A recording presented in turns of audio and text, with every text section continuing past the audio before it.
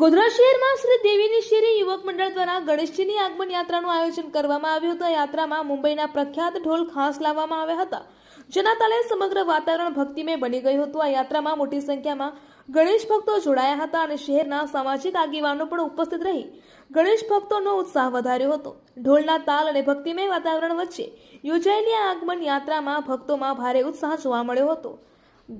ગણેશ ભક્તોએ શ્રદ્ધા અને ભક્તિભાવ સાથે ગણપતિ બાપ્પાનું સ્વાગત કર્યું હતું. ગાંધીનગરમાં દૈનિક ધોરણે એસટી બસ મારફતે મુસાફરી કરતા નાગરિકો અને સામાન્ય નાગરિકો માટે એસટી બસ નિગમની મુસાફર પાસ યોજના આશીર્વાદરૂપ સાબિત થઈ રહી છે. આ સુવિધા અંતર્ગત મુસાફરી માત્ર 15 દિવસના ભાડાની ચૂકવણી કરીને પૂરા 1 મહિના સુધી સુનિશ્ચિત માર્ગ પર અમર્યાદિત મુસાફરીનો લાભ મેળવી શકશે. આ મોંઘવારીના સમયમાં આર્થિક રાહત આપતી યોજનાને લીધે ગાંધીનગર એસટી ડેપોની તિજોરી છલકાઈ ગઈ છે અને છેલ્લા 3 મહિનામાં ડેપોમાં ₹85 લાખ કરતાં પણ વધુની આવક પ્રાપ્ત થઈ છે. પાટણના શ્રી સરસ્વતી શિશુ મંદિર દ્વારા ધોરણ 6 થી 8ના વિદ્યાર્થીઓ માટે શૈક્ષણિક પર્યટનનું આયોજન કરવામાં આવ્યું હતું. આ પર્યટનમાં આશરે 400 વિદ્યાર્થીઓ ઉત્સાહભેર ભાગ લીધો હતો. આ પ્રવાસમાં ઐતિહાસિક સ્થળોની મુલાકાત સાથે રક્ષાબંધન પર્વની પણ ઉજવણી કરવામાં આવી હતી. આ પર્યટનનો મુખ્ય હેતુ વિદ્યાર્થીઓને પુસ્તકીય જ્ઞાન ઉપરાંત ગુજરાતની ઐતિહાસિક, સાંસ્કૃતિક અને સ્થાપત્યની વિરાસતોનો પ્રત્યક્ષ પરિચય કરાવવાનો હતો. આ અંતર્ગત વિદ્યાર્થીઓને પાટણની વિશ્વ પ્રસિદ્ધ રાણીની વાવ અને ઐતિહાસિક સહસ્ત્રલિંગ તળાવની પણ મુલાકાત કરાવવામાં આવી હતી.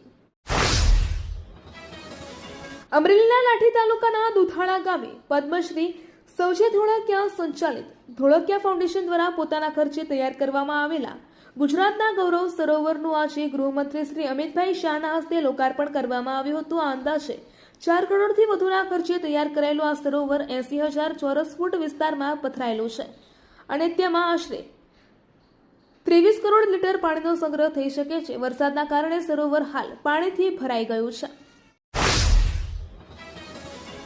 સુરત મહાનગરપાલિકાની સામાન્ય સભામાં પ્રજાના પ્રશ્નો ઉઠાવવા બદલ વિપક્ષ આમ આદમી પાર્ટીના કોર્પોરેટરને સસ્પેન્ડ કરી દેવાનો વિવાદ હવે વધુ વકર્યો છે.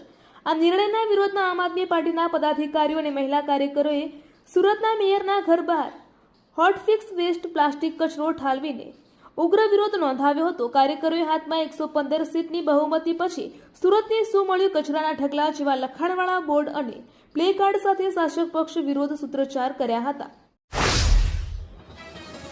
આંતરરાષ્ટ્રીય બજારમાં ક્રૂડ ઓઇલના ભાવ પ્રતિ બેરલ $95 સુધી પહોંચી જતા સુરત સહિત સમગ્ર દેશના એમએમએફ ટેક્સટાઇલ ઉદ્યોગની મુશ્કેલીઓમાં ભારે વધારો થયો છે.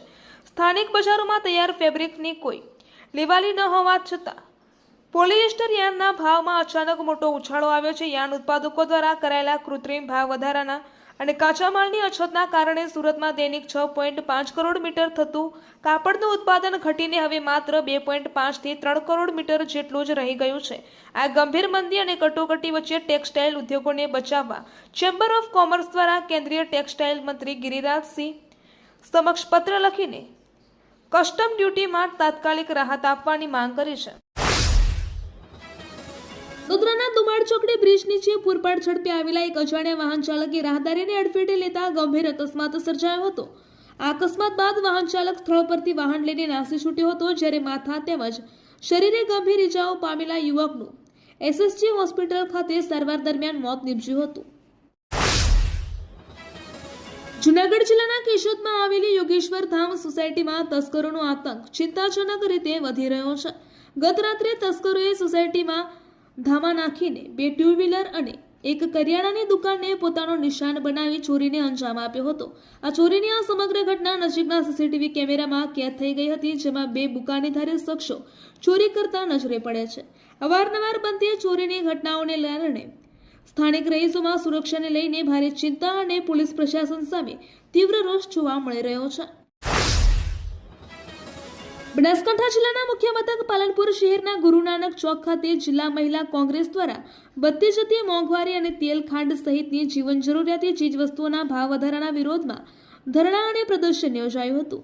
આ પ્રદર્શનમાં મહિલા કોંગ્રેસના આગેવાનો અને કાર્યકરો મોટી સંખ્યામાં એકત્રિત થયા હતા. તેમણે સરકારની નીતિઓ સામે વિરોધ નોંધાવ્યો હતો અને મોંઘવારીના કારણે સામાન્ય તથા મધ્યમ વર્ગના પરિવારોના બજેટ પર પડી રહેલા વધારાના ભાવને લઈને ઉગ્ર સૂત્રોચ્ચાર કર્યા હતા. વાવથરાદ ઢીમાથરાદ રોડ પર રખડતા પશુઓના કારણે અકસ્માતોની ઘટનાઓ વધી રહી છે ત્યારે તાજેતરમાં આ માર્ગ પર એક સ્કોર્પિયો ગાડી અને નંદી વચ્ચે ગંભીર ટક્કર થઈ હતી. અકસ્માતમાં નંદીનું ઘટના સ્થળે જ કરુણ મોત નીપજ્યું હતું જ્યારે સ્કોર્પિયો ગાડીના આગળના ભાગને ભારે નુકસાન થયું હતું.